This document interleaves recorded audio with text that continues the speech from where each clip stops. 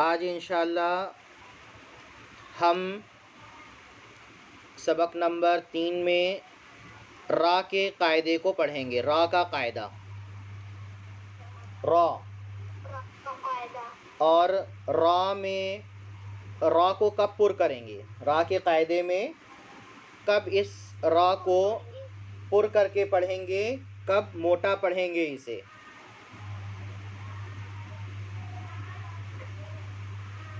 سب سے پہلے جس را پر زبر یا پیش ہو تو وہ را پر ہوگی۔ جس را پر زبر یا پیش ہو تو وہ را پر ہوگی۔ بولیے، جس را پر زبر یا پیش ہو تو زبر یا پیش ہو تو وہ را پر ہوگی۔ اس کی مثال، جس را پر زبر ہو اس کی مثال ہے رزقنا، رزقنا۔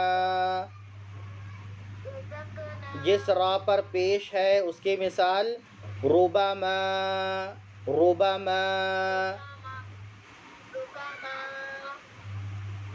تو سب سے پہلا جس را پر زبر یا پیش ہو تو وہ را موٹی پڑھی جائے گی، پر پڑھیں گے۔ را کا دوسرا قاعدہ، را ساکن سے پہلے، را ساکن یعنی جزم والی را، را ساکن یعنی سکون والی جزم والی را، را ساکن سے پہلے زبر یا پیش ہو تو وہ را بھی پر ہوگی، موٹی پڑھی جائے گی۔ را ساکن سے پہلے، را ساکن سے پہلے زبر یا پیش ہو تو را کو موٹا پڑھیں گے۔ اس کی مثال ارسلنا، ارسلنا۔ را ساکن ہے، ارسلنا میں را ساکن ہے اور اس سے پہلے زبر آیا ہے۔ قرآن، را ساکن ہے اور اس سے پہلے پیش آیا ہے۔ تو جس را ساکن سے پہلے زبر یا پیش ہو تو وہ را پر ہوگی۔ قرآن ارسلنا۔ سورہ فیل میں ہم پڑھتے ہیں ترمیہم، ترمیہم۔ تو سب سے پہلے آپ یہ پڑھیں کہ جس را پر زبر یا پیش ہو وہ را پر ہوگی۔ پھر میں آپ کو یہ بتایا کہ را ساکن سے پہلے زبر یا پیش ہو تو وہ را بھی موٹی پڑھی جائے گی۔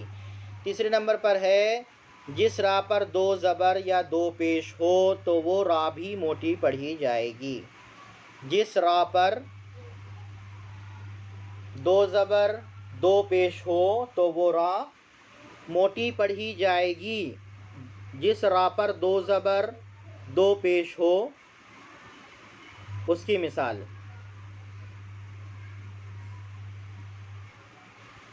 خیرن، خیرن، خیرن، خیرن۔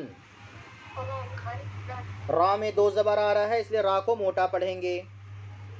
دو پیش آئے اگر را میں تو را موٹی پڑھی جائے گی، جیسے خبیرن، خبیرن، جی خبیرن۔ اب چوتھا قاعدہ میں اس کا آپ کو بتا رہا ہوں، را مشدد۔ را مشدد جس را پر تشدید ہو وہ را مشدد کہلاتی ہے۔ جس حرف پر بھی تشدید ہو وہ حرف کیا کہلاتا ہے؟ مشدد حرف کہلاتا ہے۔ را مشدد پر زبر یا پیش ہو تو وہ را مشدد موٹی پڑھی جائے گی۔ را مشدد پر زبر یا پیش ہو تو وہ را مشدد پڑھی جائے گی۔ اس کی مثال برا، را مشدد ہے اور اس پر زبر ہے، برا، برا، برو۔ سورہ بقرہ میں ہم پڑھتے ہیں لیس البر، تو وہ را پر پڑھی جائے گی، موٹی پڑھی جائے گی۔ تو چار قاعدے ہو گئے۔ سب سے پہلا قاعدہ جس را پر زبر یا پیش ہو وہ را پر پڑھی جائے گی۔ را ساکن سے پہلے زبر یا پیش ہو تو وہ را پر پڑھی جائے گی۔ جس را پر دو زبر یا دو پیش ہو تو وہ را بھی موٹی پڑھی جائے گی، پر پڑھی جائے گی۔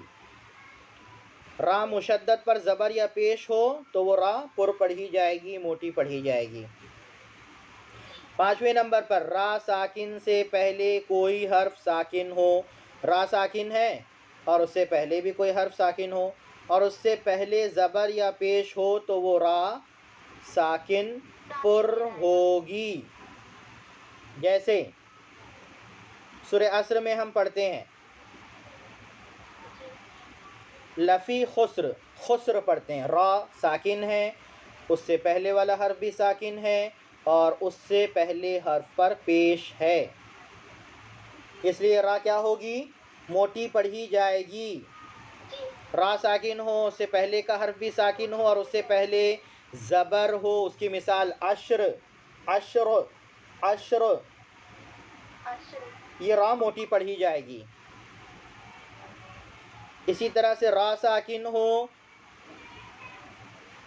اس سے پہلے کا حرف بھی ساکن ہو، اس کی مثال خسر، اور ایک مثال میں آپ کو دیا عشر۔ تو یہ 5 صورتیں ہیں جس پر را موٹی پڑھی جائے گی، پر پڑھی جائے گی۔ ایک بار اور میں آپ کو بتا رہا ہوں، دھیان سے سنیں اور ذہن میں رکھنے کی کوشش کریں۔ جس را پر زبر یا پیش ہو وہ را موٹی پڑھی جائے گی۔ را ساکن سے پہلے زبر یا پیش ہو وہ را پر پڑھی جائے گی۔ جس را پر 2 زبر یا 2 پیش ہو وہ را بھی پر پڑھی جائے گی۔ را مشدد پر زبر یا پیش ہو تو وہ را مشدد پر ہوگی۔ را ساکن سے پہلے کوئی حرف ساکن ہو اور اس سے پہلے زبر یا پیش ہو تو وہ را ساکن پر ہوگی۔ اس کی مثالیں ہمارے سامنے آئیں، رزقنا، ربما، ارسلنا، قرآن، برا، برو، یہ سب اس کی مثالیں ہیں۔